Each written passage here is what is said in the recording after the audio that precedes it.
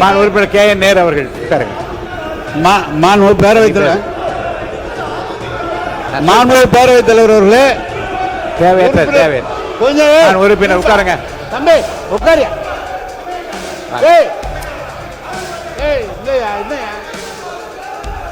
உண்மைக்கு புறம்பாக சொல்றேன்.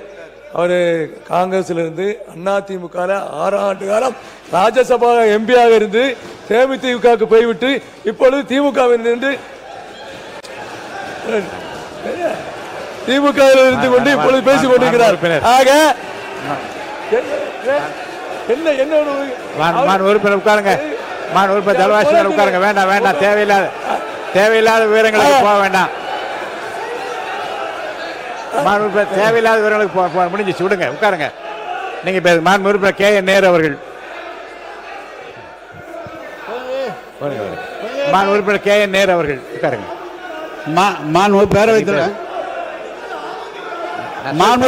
தலைவர் அவர்களே, தேவையற்ற கொஞ்சம் உறுப்பினர் உட்காருங்க. தம்பி உட்காரியா?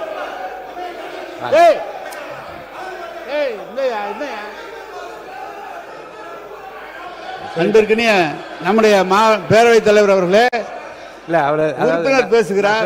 சொல்லிட்டேன். உறுப்பினர் பேசும்போது சம்பந்தப்பட்ட அமைச்சர்களோ அவை முன்னவரோ பேசலாம். இவருக்கு நீங்க தேவையில்லாம் ஒரே கிளாரிபிகேஷன் நினைச்சேன். இல்ல நான் வந்து அந்த கிளாரிபிகேஷன் அது பாயிண்ட் ஆஃப் ஆர்டர் நினைச்சேன். இது கிளாரிபிகேஷன் இல்ல, பாயிண்ட் ஆஃப் ஆர்டர் இல்ல. போதும். தலவாய் சுந்தரத்துக்கும் இதுக்கு என்ன பிரச்சனை? அவரை ஏன் கொடுக்குறீங்க? அப்ப எங்களுக்கு கொடுங்க, நாங்களும் பேசிக்குவோம். மாண்பு உறுப்பினர், அது நானே சொல்லிட்டேன். நானே அதை பத்தி விளக்கம் சொல்லிட்டேன். தேவையற்றது.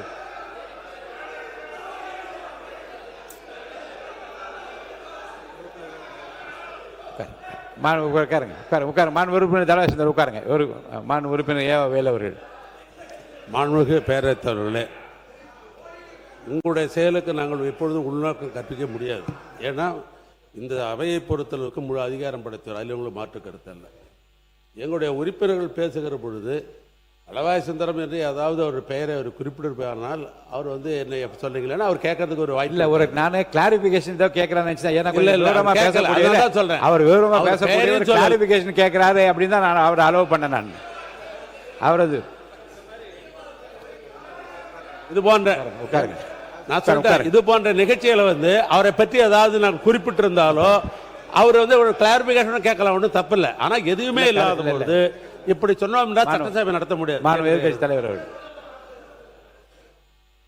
மாண்புமிகு பேரவைத் தலைவர் அவர்களே, பொதுவாக மற்றவர்கள் பேசும்போதுதான் எங்களுடைய உறுப்பினர் அண்ணன் நாசன் அவர்கள் குறுக்கிட்டு பேசுவார். ஆனால் இப்போ அவர் பேசும்போது நீங்கள் எல்லாம் குறுக்கிட்டு பேசுவதை நாங்கள் ஏற்றுக்கொள்ள முடியாது.